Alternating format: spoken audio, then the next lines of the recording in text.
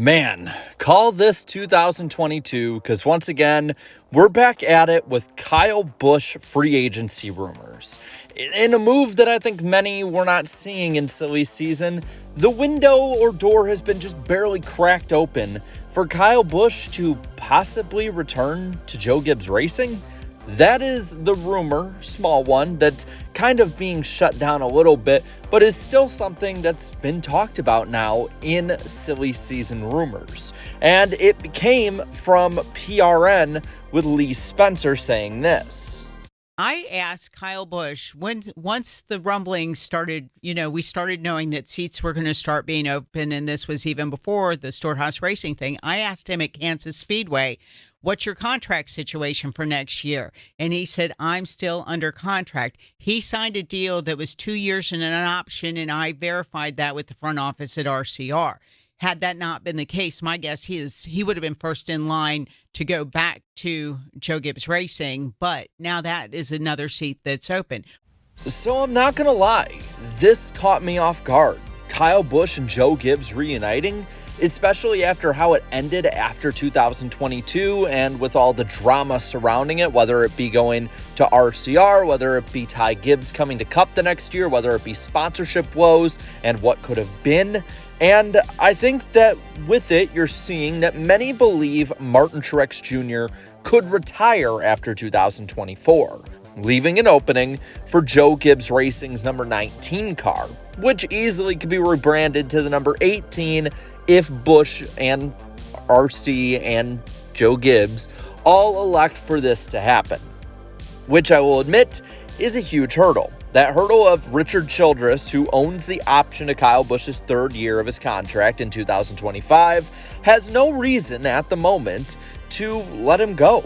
He is at least an elite, maybe formerly elite driver who can be proven to be in playoff contention even with lower equipment like what RCR has, and has willed RCR's cars, which should not be winning races, to multiple wins as recently as last year. With that, too, you also have to look at the fact that what he has with Kyle Busch also is a long development line that can be good for his son, which has to be something that Kyle thinks about in the future as, let's just be honest and call it as it is, Kyle Busch's driving career is definitely in the latter portions of it. And I don't see any reason to think that he's going to magically race another 10 years in the NASCAR Cup Series or even in NASCAR in general. And with this too, you also have to look at the fact that sponsorship can be an issue for a Joe Gibbs-Kyle Busch reunion in multiple ways. For one, well, we said it earlier, Kyle Busch had issues with getting sponsorship that basically caused him to be pushed out of Joe Gibbs Racing. Gibbs did, from what it sounds like, offer to pay out of pocket the races that were open to keep Kyle, but Kyle didn't want that. That's at least what the rumors are. Now, on the sponsorship side as well, on the other end of this coin, is Richard Childress Racing, which has a full season of sponsorship for Kyle Busch and was able to sell him pretty darn well. If, say, Richard Childress does let Kyle Busch go, drops that second year, let's say they bring in Noah Gragson or move up Austin Hill or whatever they want to do, which could actually be really good for Noah and Richard Childress with the Bass Pro Shops connection, especially if Bass Pro doesn't stay with Joe Gibbs, and they would be able to do it without buying another charter at least for another year until Austin Hill might want to be moved up. But let's say that this does happen. They move him along and he is basically full steam ahead to go to Joe Gibbs Racing in 2025. Who is going to back Kyle Busch? Is it going to be Bass Pro Shops?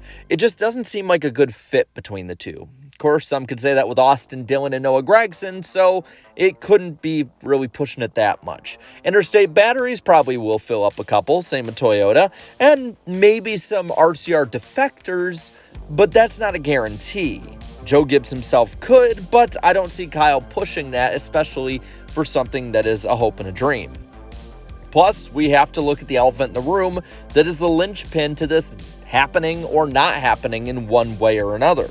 Martin Truex Jr. has nothing confirmed for 2025 and beyond.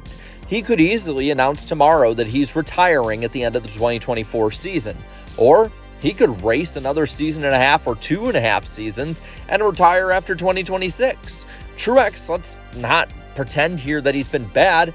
While not winning, has been really fast and contended for wins, contended for top fives, and has been one of the best drivers in NASCAR over the next-gen era and this season too.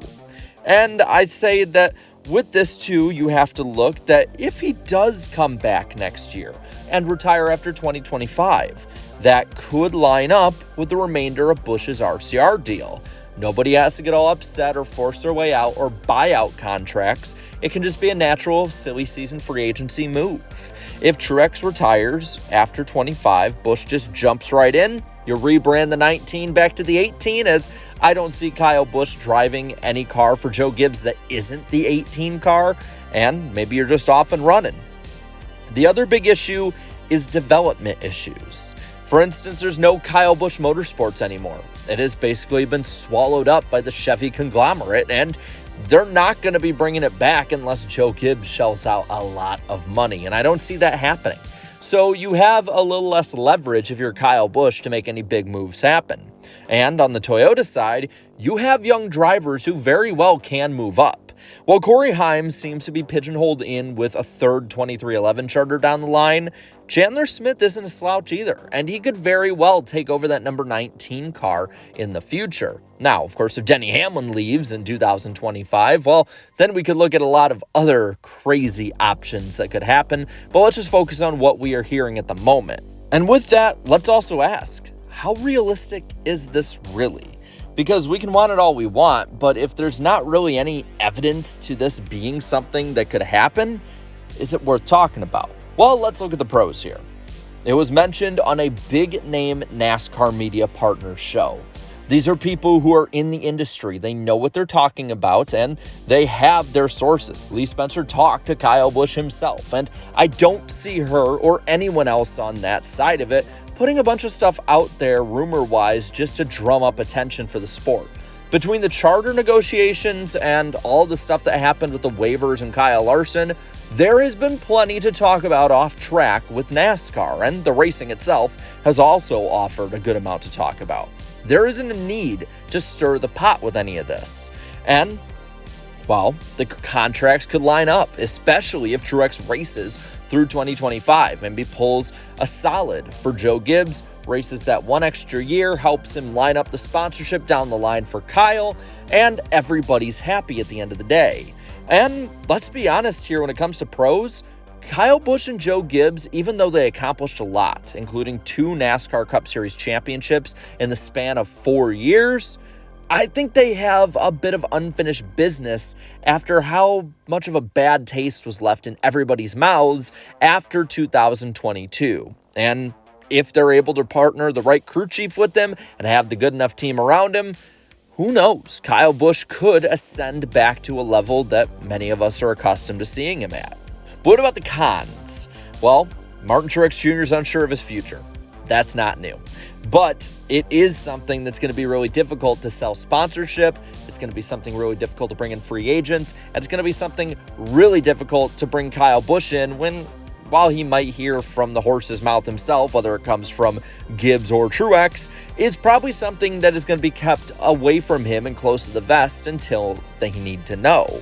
And with that too, sponsorship was an issue last time, and it could be an issue this time, especially for a team like Joe Gibbs Racing, who tends to sell sponsorship in a different way than a lot of other teams, trying to fill a majority of the races with one big sponsor.